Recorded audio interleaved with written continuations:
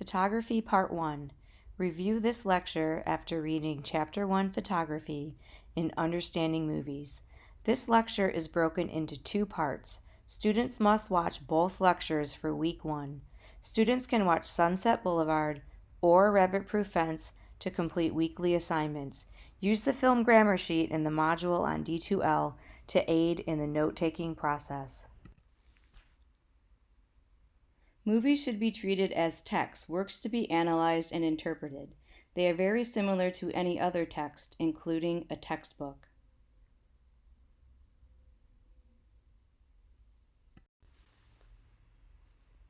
What is style? Consider this question outside of the world of film. Style is not just their clothes, but how they present themselves.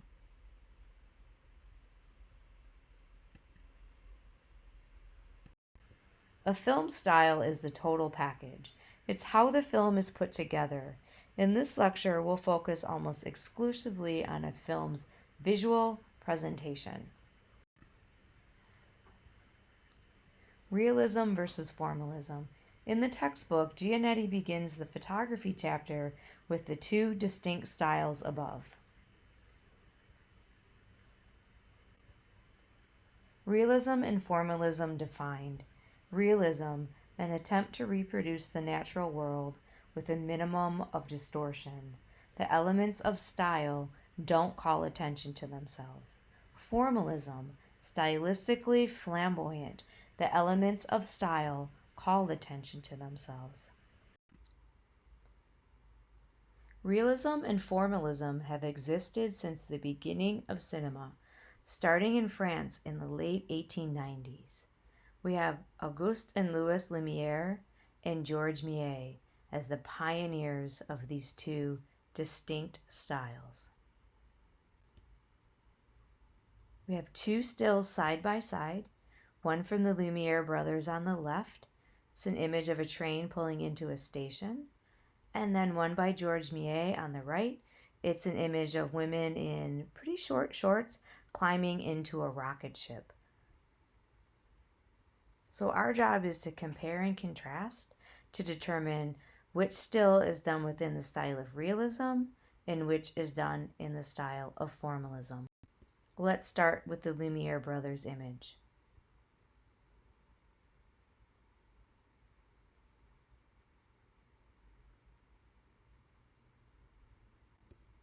The Lumiere brothers established the style of realism with the following criteria. They were recording an actual event, using available light, no actors, and no set design.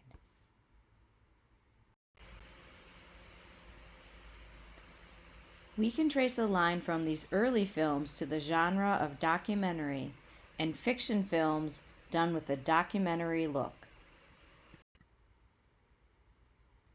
Students are encouraged to watch Lumiere Brothers films or actualities in the supplemental playlist.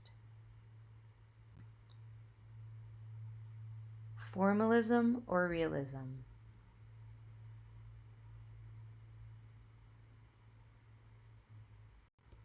Georges Méliès establishes the style of formalism with the following criteria. He shot in a studio, using actors, elaborate sets, and special effects. Georges Méliès helps establish formalism through storytelling and special effects, an early example of using film to tell a story or a fictional narrative, creates an early example of what will become the science fiction genre of film. Students are encouraged to watch A Trip to the Moon. This still picture of the moon with a rocket ship in its eye comes from Georges Méliès' 1902 film. It's available on YouTube. This is a recreation of the chart taken from the textbook. Classicalism would be a conventional Hollywood film. As we move further away from classicalism, we move towards realism and formalism. And we'll talk a little bit about avant garde. Here it says, documentary is the most extreme form of realism, and avant garde is the most extreme form of formalism.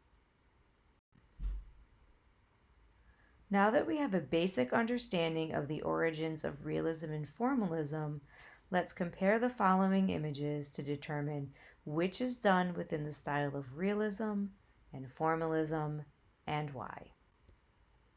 So whenever you're going to do an analysis, you need a set of criteria. So consider the following elements of style: the lighting, the character's appearance, their pose, the costumes, the presence or absence of any special effects or CGI, and then where the action is taking place.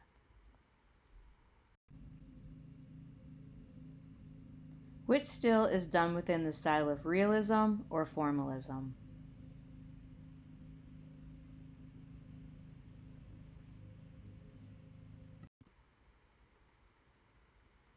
Based on the criteria, this still is done within the style of realism.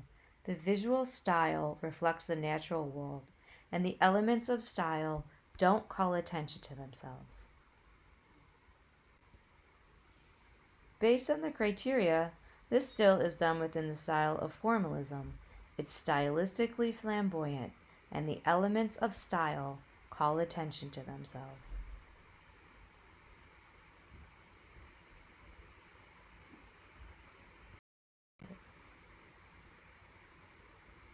Avant-garde film and art has a long history of commenting on and challenging conventions in traditional artistic mediums. Modern, innovative, abstract, and experimental are words associated with this style.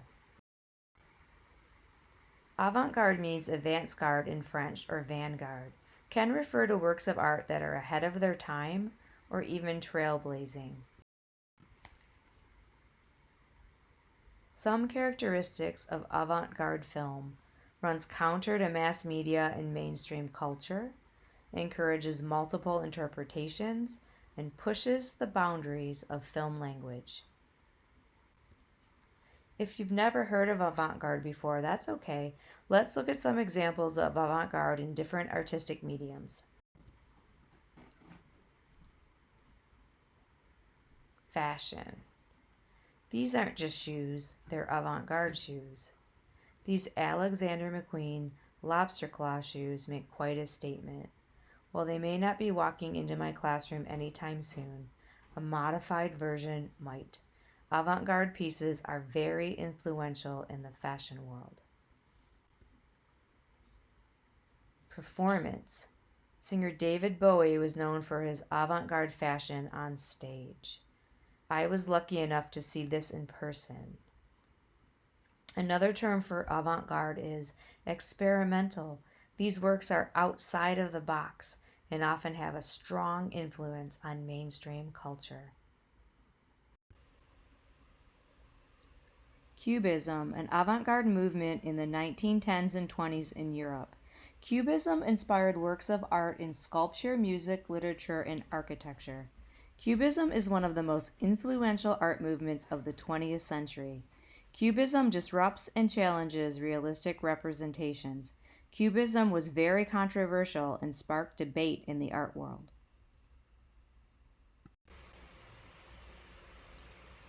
Now that we've exposed ourselves to avant-garde art, let's move on to avant-garde film.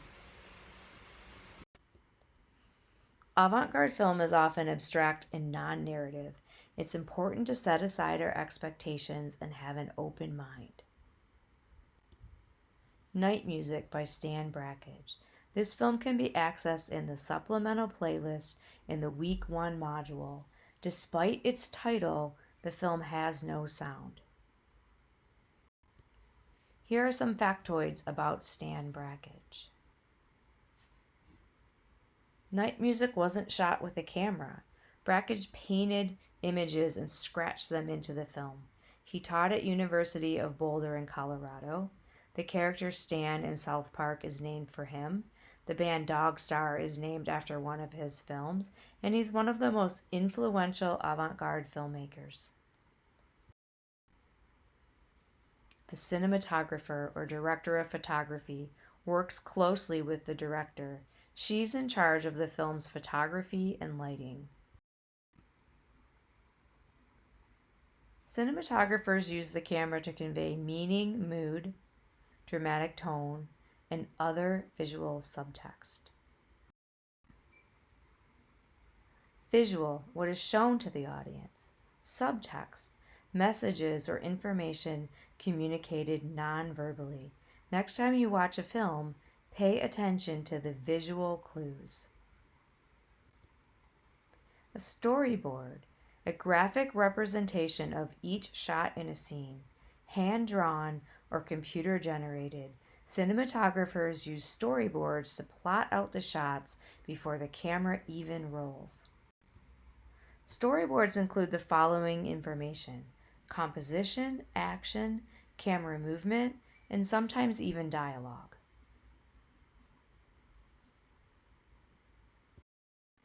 Shot sizes. A shot size or shot selection establishes the distance between the subject and the viewer.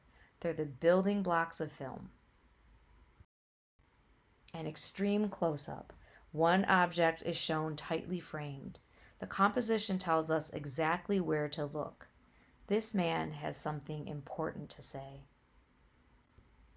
A close-up. This is an intimate composition. A close-up typically shows us one subject or object. Every picture tells a story. Based on the visual subtext, is this a good guy or a bad guy? Bad guy, right?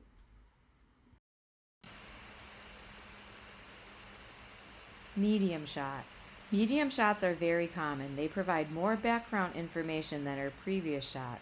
A medium shot typically shows a subject or subjects from the waist, hips, or knees up. It allows more than one subject to be shown. The woman is the focal point in this composition.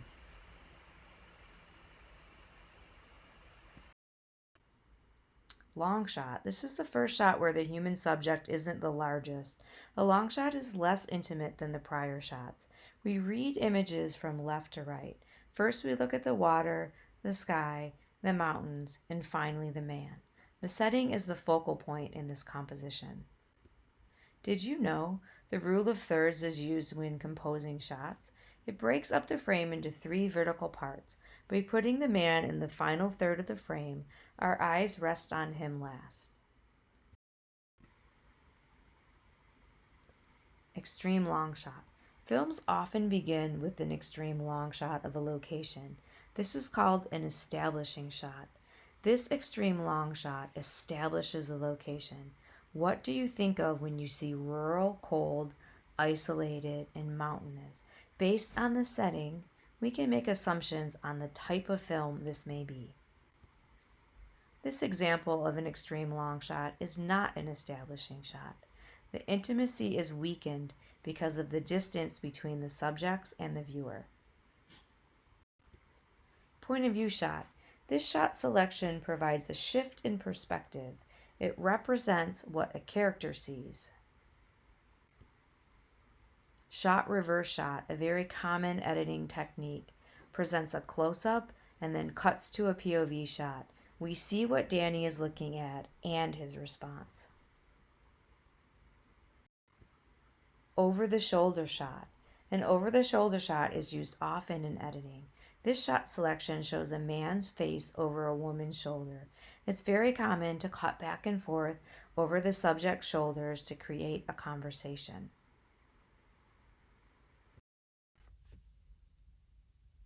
Lighting in film noir. The cinematographer also creates and controls the quality of a film's lighting. We'll begin with a basic 3-point lighting plot.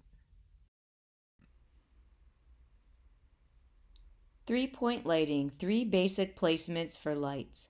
Each light is named for its function within the shot.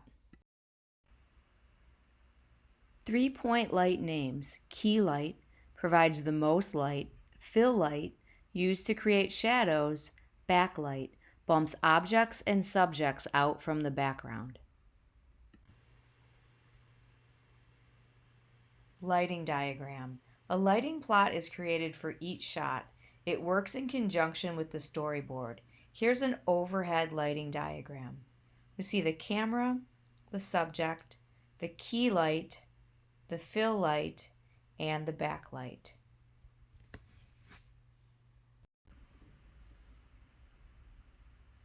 Realism and lighting. Films done within the style of realism tend to use light more conservatively. Natural or available lighting goes all the way back to the Lumiere brothers. Typically, the lighting does not call attention to itself. Formalism and lighting. Films done within the style of formalism often use dramatic lighting. The lighting often calls attention to itself. It communicates information to the viewer, visual subtext, establishes a mood or an atmosphere. High and low key lighting plots refers to the contrast of the image. Contrast, the range of tones between pure white and pure black.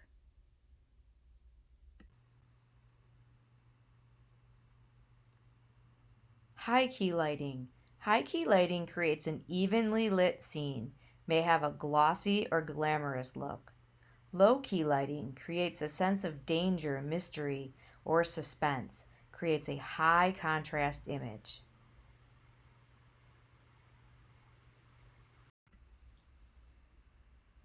Critical analysis. Let's spend some time comparing high and low key images. Consider whether the lighting is being used to communicate visual subtext by creating a mood or an atmosphere.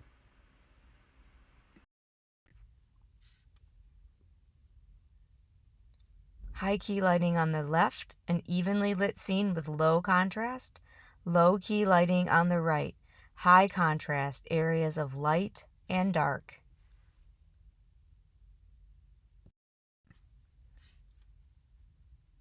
Low key lighting on the left and high key lighting on the right. Which lighting plot creates a sense of danger or suspense? What types of films use high and low key lighting? Low key lighting is associated with horror, suspense, mystery, and thriller genres. High key lighting is associated with classical Hollywood films such as romantic comedies, musicals, and comedies. Film noir, French for dark or black cinema, coined by French film critics to a group of American films after World War II. Film noir style, a specific period in American film history, beginning in the 1940s and ending in the late 1950s. Film noir refers to a film's style and not its genre. Literary influences come from pulp fiction novels. Films made with film noir style after 1959 are called neo-noirs. Examples: Sin City and LA Confidential. Origins of film noir. Visual style came from German expressionist cinema of the 1920s and early 1930s. Influence of horror. Techniques also used in American horror films of the 1930s, like Dracula and Frankenstein. Visual characteristics of film noir: low-key lighting, ominous shadows, smoke, off-balance camera angles. Plot elements in film noir: voiceover narration, non-linear plot structure, flashbacks, sharp wit, and biting sarcasm. Characters in film noir: an anti-hero protagonist who's cynical and morally ambiguous, and a femme fatale who's seductive, manipulative, and sometimes murderous. Themes in film noir include cynicism, moral conflict, pessimism, disillusionment, and paranoia.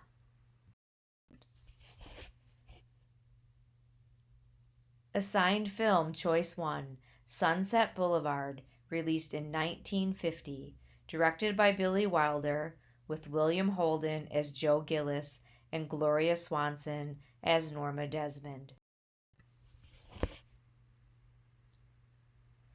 Choose one question and respond to it using the instructions in the Response Paper Instructional Materials on D2L. In what ways might the character of Joe Gillis be considered an anti-hero? Or, why is Sunset Boulevard considered a film noir? Use the information about film noir from the lecture. Films featured in this lecture. Students are encouraged to explore these films. Visit D2L and view the PDF version of this lecture to take a closer look. Until next time, have a productive week.